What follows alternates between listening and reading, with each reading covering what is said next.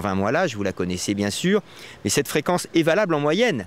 Mais il y a des gens qui peuvent être à 20 battements au-dessus ou 20 battements en dessous de cette fréquence cardiaque maximale théorique. Donc l'idéal, c'est de déterminer la fréquence cardiaque maximale individuelle du sujet. Alors il peut y avoir l'épreuve d'effort faite en laboratoire, mais chez quelqu'un qui n'a pas de risque cardiovasculaire notable et qui n'a pas de symptômes, il peut très bien déterminer lui-même sa fréquence cardiaque maximale sur le terrain et à partir de là, on pourra lui définir des fréquences de réentraînement.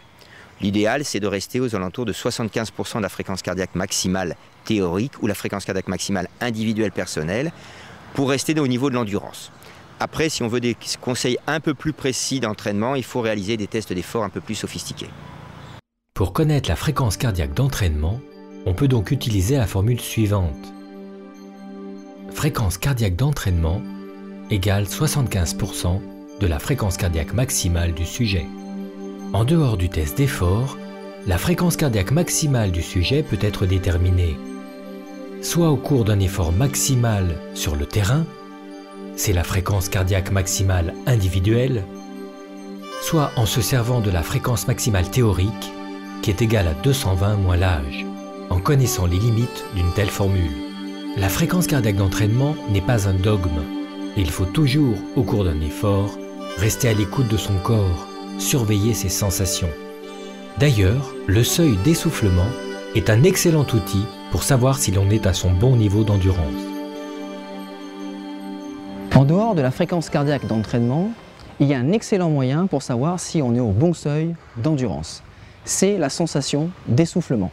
Alors si vous êtes essoufflé et que vous pouvez parler de manière hachée, c'est que vous êtes au bon seuil d'endurance. Et c'est parti, on accélère.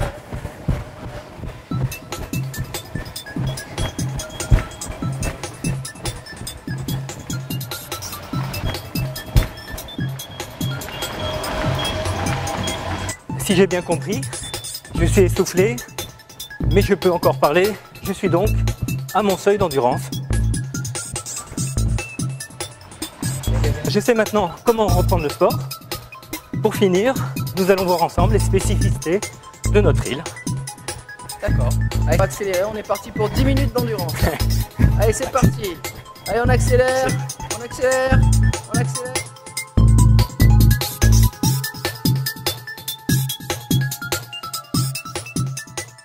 Alors les spécificités locales, bien sûr, elles sont multifactorielles. Hein. Il y a la chaleur et l'humidité, qui sont les deux facteurs les plus dangereux pour un sportif, puisque tous les ans, on a des accidents de ce qu'on appelle une hyperthermie d'effort, qui peuvent aller jusqu'au coma, voire au décès. Et il y en a, hélas, presque tous les ans à La Réunion. Donc il faut savoir que s'il y a une température élevée, plus une humidité élevée, il y a un gros risque d'hyperthermie. On n'arrive pas à faire baisser la température corporelle. Donc il faut bien sûr conseiller aux gens de boire énormément, là, en moyenne 1 demi-litre à 1 litre par heure d'effort. Deuxièmement, s'ils commencent à sentir des premiers signes de fatigue, de s'arrêter à l'ombre dans un endroit venté. Donc, je crois que ça, c'est des conseils importants sur en particulier les courses de montagne ou bien les courses hors stade, sur route. Les autres particularités de La Réunion, elles sont aussi géographiques. C'est-à-dire que c'est évident qu'il ne faut pas partir sans connaissance, faire une sortie en montagne à Mafat. On sait très bien qu'on peut être isolé au niveau des transports.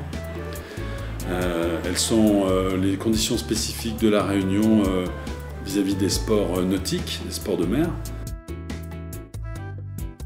Puisque comme toute île, il faut connaître les dangers liés au courant, liés aux marées, et bien sûr s'enquérir de la météo avant de s'engager en mer.